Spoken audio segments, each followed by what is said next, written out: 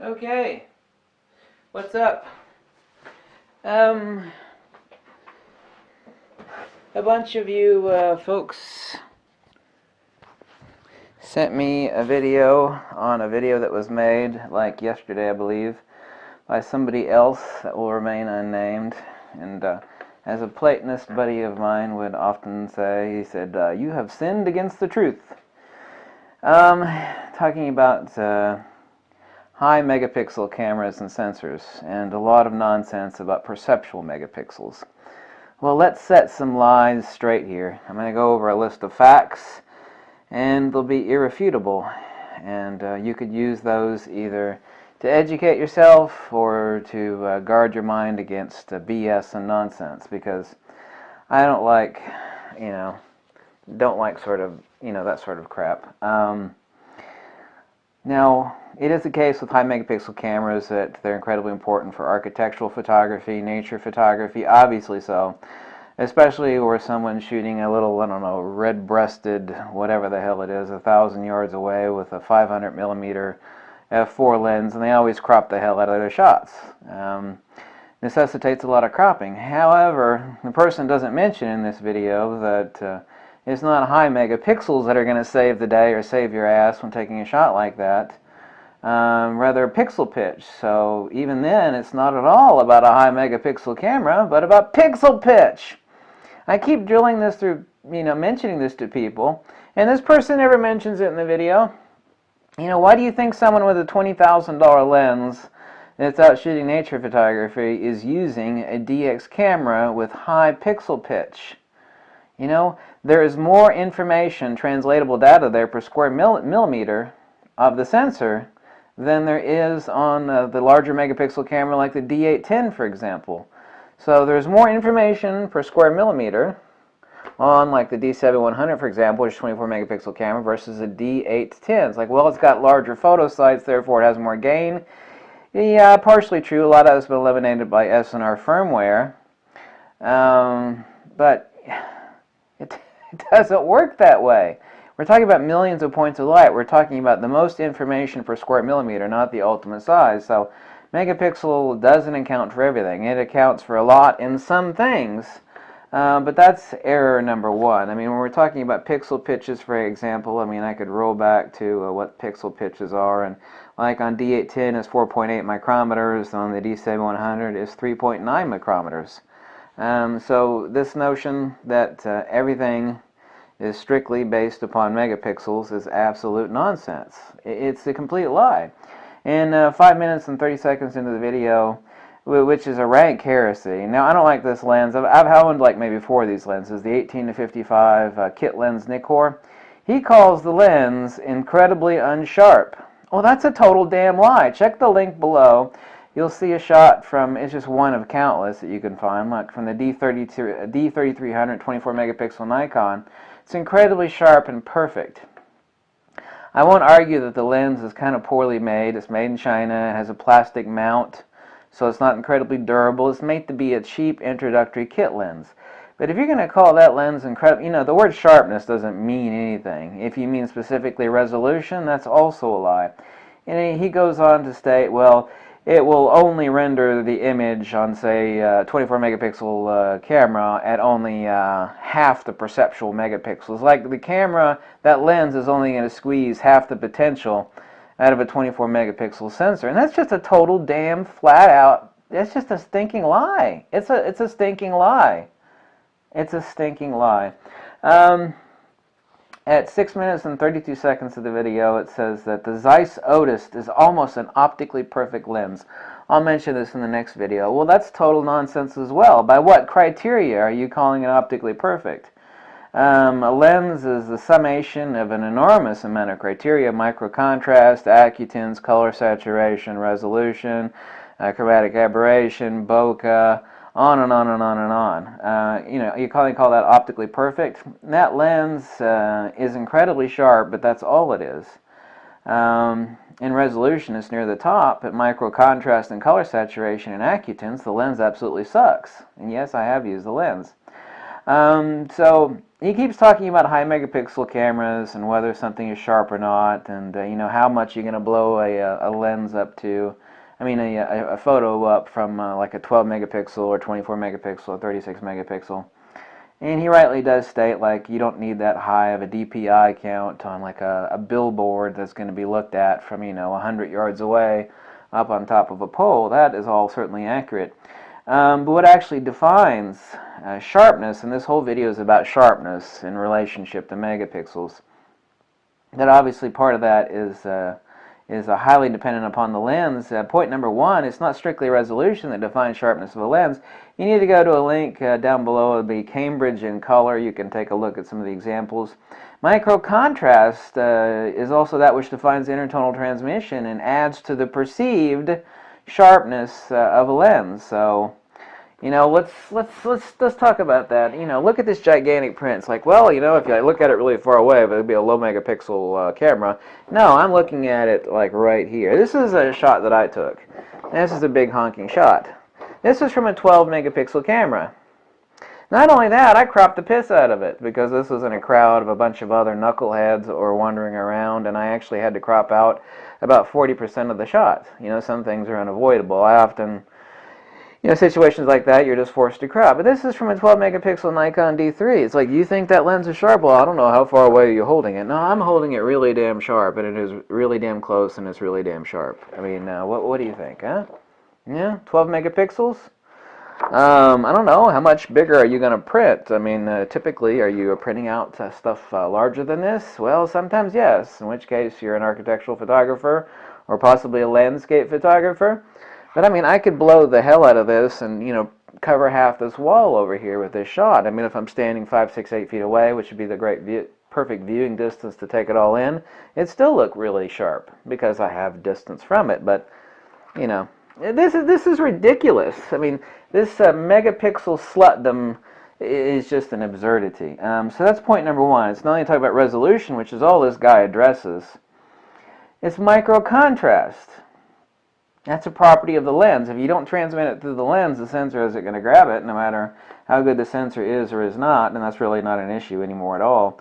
Acutants. Acutants describe so quickly the lens information is transitions at an edge, so a high acutance results in sharp transitions in detail when clearly defined borders are present. It is the case that you could have an unsharp lens but high acutance, and the picture will end up looking sharp. It's like, well, it's not a sharp lens. Well, it looks sharp to me. No, it's high acutance. What about micro contrast? It is the case, especially when it comes to black and white, that the lens can be incredibly have a incredibly low resolution, but you know, but high micro contrast. The lens could, you know, the image could still look sharp. You have issues with resolution, micro contrast, acutance, and third, noise. And there's an example below from Cambridge in color. You could see an example of this. High noise can make a soft or low resolution lens or an unsharp low resolution shot look sharp. Why? Because the noise adds artificial definition. The noise actually gives edge definition, and it'll make a blurry, noisy shot actually look sharp. And people are like, well, that's a sharp shot. You know, I can kind of tell it's high ISO. It's like, no, that lens, that's not sharp at all. That's just a lot of damn noise making you think that it's a sharp image. So he's wrong on all this stuff, and he doesn't even mention these three other points of micro contrast, acutance, and noise. Let's go over the nonsense of DXOMark, because this notion of perceptual megapixels, I mean, it's nothing other than unicorn farts and pixie dust. This stuff does not exist. It doesn't exist in any way, shape, or form, nor is the basis of criteria between the interplay of a lens or the sensor. Let's go down the list, okay? DXOMark sensor ratings only measure three aspects of the sensor: dynamic range, ISO, and color. DXOMark has absolutely no way to measure the actual output of any sensor itself, only the resultant end product after it's passed through the 80 converters and the all-important SNR firmware algorithms, which drastically affect final output. This is akin to someone saying a sensor makes curds or butters, when in fact the sensor only produces X grade of milk. And so nobody's ever been able to actually judge the output of a sensor. Well, actually, there are very, very few people that can do that. There's the inner sanctum of Nikon, Canon, Sony, and the people who actually make the sensors, the people actually building the cameras. These are the only people in the world, and it's not DXOMark. DXOMark has absolutely no capability of actually judging the output of a sensor. Zero, none, nada. They only judge the final output after it's passed through the 80 converters in the SNR firmware. So that's a lie. That's not true at all.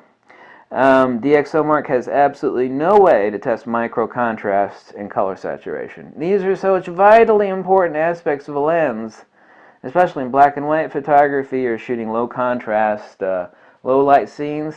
DXOMark has no way of testing that. DXOMark states that there are certain lenses do not exploit high megapixel sensors, and this is total BS, such as mentioned in the video that the cheapo 18 to 55 millimeter nikkor lens only exploits half the potential detail of a 24 megapixel sensor. That's not true at all, since it only registers 9 perceptual megapixels. But this is total nonsense. He also says in 5 minutes 30 seconds of the video, as I stated before, the 1855 is incredibly unsharp. That is a total stinking flat out lie.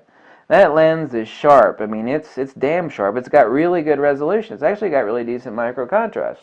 It's also got this low element count lens. The kit lenses always have low element counts because every hunk of glass in there accounts for a serious expenditure in the creation of that lens. So that lens is actually pretty damn sharp. Good color saturation, great micro contrast. DXOMark cannot and does not measure for firmware, SNR compression algorithms, which have a huge bearing on dynamic range, ISO rating, and color saturation, thereby making DXOMark ratings irrelevant. DXOMark does not measure any camera for countless other variables, frames per second, focusing accuracy, buffer performance, low light focusing, moire, battery life, live view, construction, JPEG and video quality, menu systems, ergonomics, ease of use, size and weight, connectivity, Wi-Fi, overall worth and value, weatherproofing, LCD quality, interference, lens compatibility, reliability, SNR firmware. These are just, and so the list goes. They don't judge for any of that stuff, which is incredibly important in factoring out how good a lens is or is not. I mean, my God. I mean, are you kidding me? And people are actually, people believe this, are taking it to heart as like some sort of a religious validity of a DXOMark. DXO scores are nominalized for 8 megapixel sensors, which make all their conclusions 100% irrelevant. They are not measured against actual resolution of any camera sensor. DXOMark has a very strong and motive and agenda, which is the sale of its software, and now it actually has a product that it sells. Nobody with such motives and agendas can or should be trusted. The entire premise of DXOMarks is a logical fallacy of argumentum ad ignoratium, an appeal to ignorance. As DXOMark keeps and admits its testing methods and quanta are secret, its supporters like to tell those skeptical of DXOMark, prove they're wrong. Well, you can't, because their testing criteria are secret. There are 2 people on YouTube famous for this reply, to which you must state the DXOMark testing quantum algorithms are secret, therefore proving a negative is impossible and a logical fallacy. The very same position is no different than anybody who professes angels are real, and when you ask to prove that they don't exist. This is a fallacy, since proving a negative is illogical. Is a logical fallacy by definition. How are you going to prove them wrong when their testing methodology is secret? Hello? DXOMark ISO testing is a benchmark of their own creation, as set to a certain noise threshold of dynamic range and color. Raw ISO data scoring ignores JPEG noise, SNR, and video ISO performances. DXOMark scores the flagship Canon 1DX with a rating of 83, whereas the entry-level Nikon D3300 scores an 82.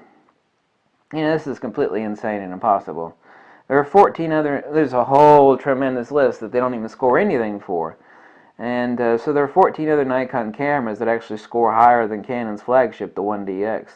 DXOMark does not provide any photographic data or examples or empirical proof of any kind at any time of any variety. So you see DXOMark posting any pictures? There's proof for claims? No.